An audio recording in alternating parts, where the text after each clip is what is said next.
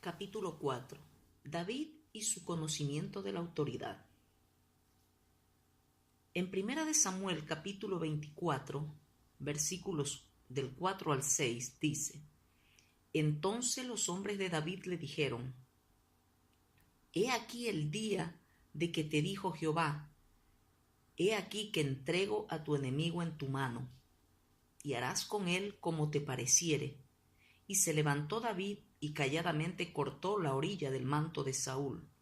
Después de esto se turbó el corazón de David, porque había cortado la orilla del manto de Saúl. Y dijo a sus hombres: Jehová me guarde de hacer tal cosa contra mi señor, el ungido de Jehová, que yo extienda mi mano contra él, porque es el ungido de Jehová. En Primera de Samuel, capítulo 26, versículos 9 y 11 dice: Y David respondió a Abisai: No le mates, porque ¿quién extenderá su mano contra el ungido de Jehová y será inocente? Guárdeme Jehová de extender mi mano contra el ungido de Jehová. En 2 de Samuel capítulo 1 versículo 14 dice: Y le dijo David: ¿Cómo no tuviste temor de extender tu mano para matar al ungido de Jehová?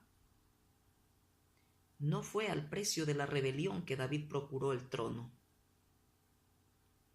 Cuando Dios instituyó formalmente su autoridad sobre la tierra fue en el tiempo en que se estableció el reino de Israel. Los israelitas, habiendo entrado en Canaán, le pidieron un rey a Dios. Entonces Dios le encomendó a Samuel que ungiera a Saúl como el primer rey. Saúl fue escogido y establecido por Dios para que fuera su autoridad delegada. Desgraciadamente, una vez que fue rey, desobedeció la autoridad de Dios hasta el punto de procurar destruirla. Perdonó al rey de los amalecitas y a lo mejor de las ovejas, bueyes, animales engordados y corderos y a todo lo bueno. Como esto se hizo en desobediencia a la palabra de Dios, el Señor rechazó a Saúl y ungió a David. Sin embargo, David era todavía un hombre que estaba bajo la autoridad de Saúl.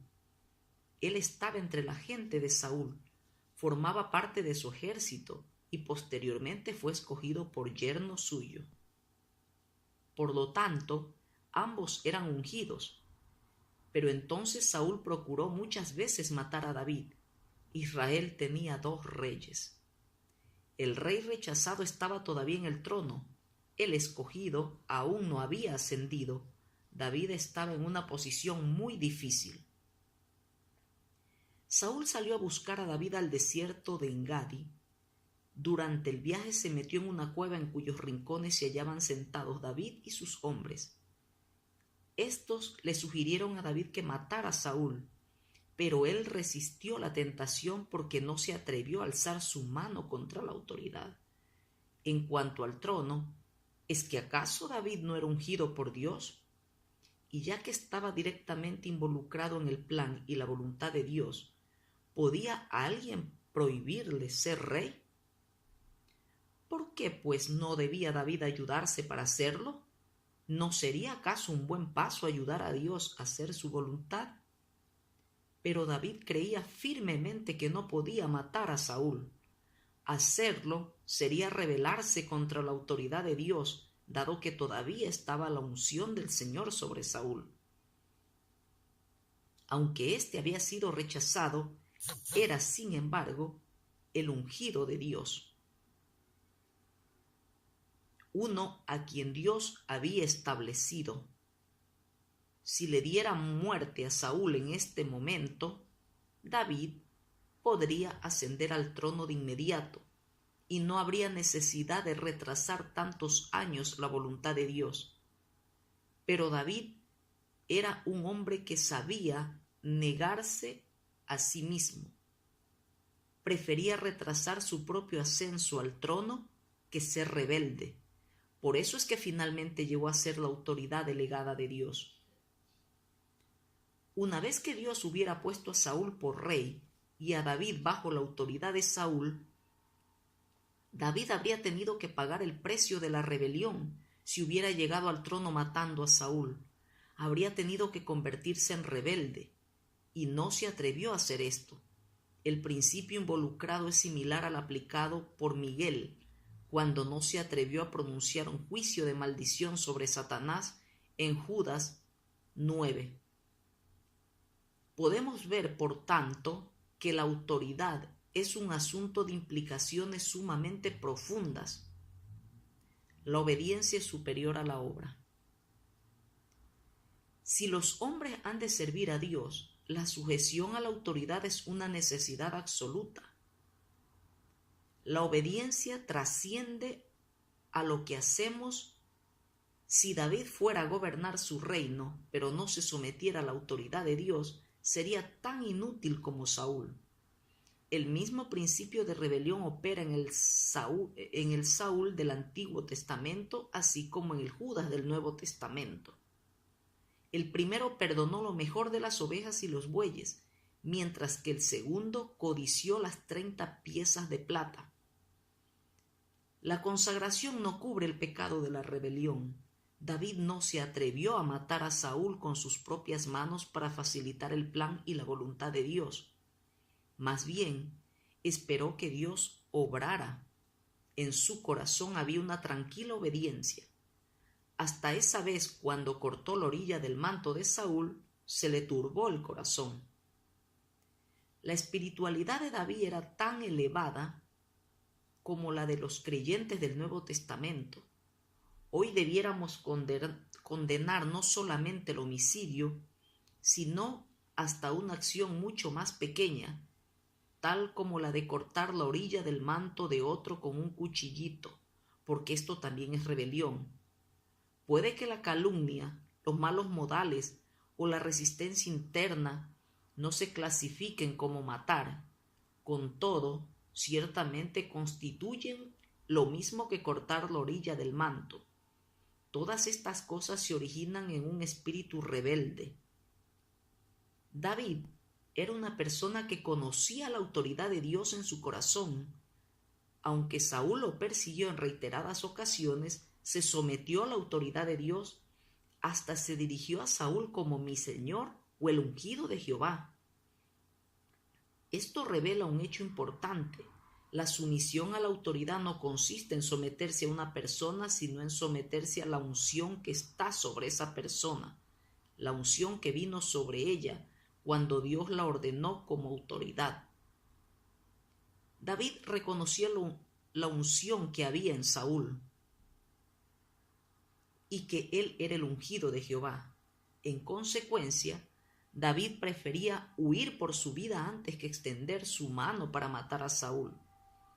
En verdad, Saúl desobedeció el mandamiento de Dios, por lo cual Dios lo rechazó. Sin embargo, esto fue entre Saúl y Dios. La responsabilidad de David ante Dios era someterse al ungido de Jehová. David mantuvo la autoridad de Dios. David apoyaba plenamente la autoridad de Dios. Es precisamente esta característica la que Dios desea recobrar. Una vez más, en el desierto de Zif, se presentó una ocasión similar a la de Engadi. Por segunda vez vino la tentación de matar a Saúl. Este yacía dormido y David se abrió paso hasta su campamento. Abisai quería matar a Saúl, pero David se lo prohibió y le contestó con un juramento. ¿Quién extenderá su mano contra el ungido de Jehová y será inocente? Lo dice en 1 Samuel capítulo 26, versículo 9. Por segunda vez, David perdonó a Saúl. Solamente se llevó la lanza y la vasija del agua que estaban a la cabecera de Saúl. Esto fue algo mucho mejor con respecto al caso anterior, porque esta vez David tocó solamente cosas que estaban aparte del cuerpo de Saúl, no algo que estuviera sobre su cuerpo.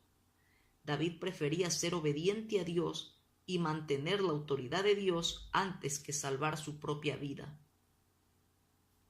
En 1 Samuel capítulo 31 y 2 Samuel capítulo 1 leemos sobre cómo Saúl logró suicidarse con la ayuda de un joven amalecita. el joven vino corriendo a David a buscar una recompensa, diciendo que él había dado muerte a Saúl, pero la actitud de David seguía siendo de completa abnegación y sumisión a la autoridad de Dios. Así pues, le habló al joven diciendo: ¿Cómo no tuviste temor de extender tu mano para matar al ungido de Jehová? E inmediatamente ordenó que fuera muerto el joven portador de la noticia, porque David mantuvo la autoridad de Dios. Él lo reconoció como un hombre según su corazón. El reino de David continúa hasta ahora, porque el Señor Jesús es un descendiente de David. Solamente pueden ser autoridad los que se someten a la autoridad. Este asunto es sumamente serio. Es necesario que extirpemos todas las raíces de rebelión de dentro de nosotros. Es absolutamente imprescindible que nos sometamos a la autoridad antes de ejercer autoridad.